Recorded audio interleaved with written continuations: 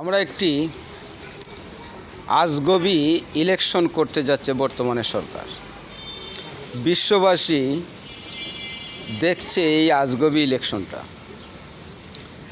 সারা পৃথিবীর মানুষ জানে অন্তর্বর্তী সরকার অথবা তত্ত্বাবধায়ক সরকার নিরপেক্ষতাকে কোনো পক্ষ অবলম্বন করে না। বর্তমানে নির্বাচনী মাঠে সরকার পক্ষ অবলম্বন করেছে। হা ভোটের প্রতিনিধিত্ব করছে স্বয়ং সরকার এবং সরকারের দায়িত্বশীল কর্মকর্তারা। তাহলে নিরপেক্ষ নির্বাচনটা কিভাবে হবে?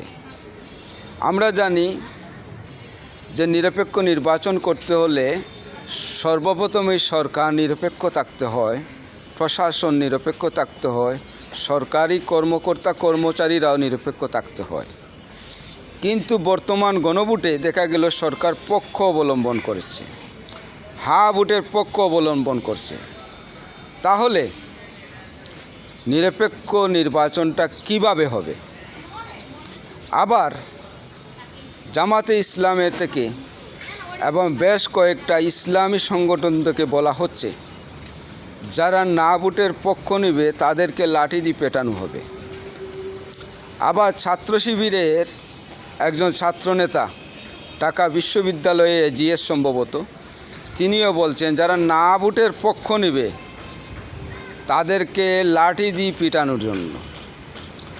তাহলে এটা কি নির্বাচনী বিধিভঙ্গ নয়?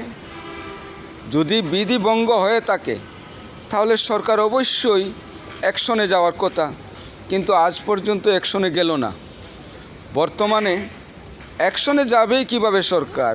স্বয়ং প্রধান উপদেষ্টাই হা ভোটের পক্ষে, প্রত্যেকটা উপদেষ্টারা হা ভোটের পক্ষে, সরকারি কর্মকর্তারা হা ভোটের পক্ষে। তাহলে ভোটটা কীভাবে ভোটটা কীভাবে নিরপেক্ষ হবে? যদি ভোটটা নিরপেক্ষ করতে চান তাহলে অবশ্যই নিরপেক্ষতা অবলম্বন করা উচিত ছিল।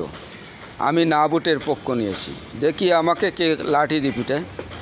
দেখি দেশবাসী অবশ্যই এর বিচারটা করবেন। না ভোট দেওয়ার বিধান যদি থাকে, হা ভোট দেওয়ার বিধান যদি থাকে, তাহলে কেন পক্ষ অবলম্বন করলেন? আর না ভোটে যে ভোট দিবে তাকে লাঠি দিয়ে পেটাতে হবে, এমন এটা কিসের গণতন্ত্র? এটা কি গণতন্ত্র হলো? এটা তো গণতন্ত্র হলো না, এটা তো হয়ে গেল মবতন্ত্র। বর্তমানে আমরা দেখতে পাচ্ছি এইরকম হুমকি দামকিতে ভোট কেন্দ্রে মানুষই যাবে না, সাধারণ ভোটাররা যাচ্ছে না। অনেকেই বলছে ভোট হবে কি না আশঙ্কা করছে। তাহলে ভোটটা কিভাবে হবে? এখন আসুন নিরপেক্ষতা নিয়ে। প্রধান উপদেষ্টা তিনি হা ভোটের পক্ষে প্রচারণা করছেন, প্রত্যেক উপদেষ্টারা করছেন, সরকারি কর্মকর্তারা করছেন, বিভিন্ন ব্যাংক বিমা থেকে করছেন। তাহলে ভোটটা নিরপেক্ষ কিভাবে হবে? আসুন আমরা না ভোটে ভোট দেই, আমাদেরকে কয়টা লাঠি দিয়ে পিটাতে পারে আমরা দেখব ইনশাল্লাহ। অবশ্যই দেশবাসী না ভোটের পক্ষ অবলম্বন করবেন।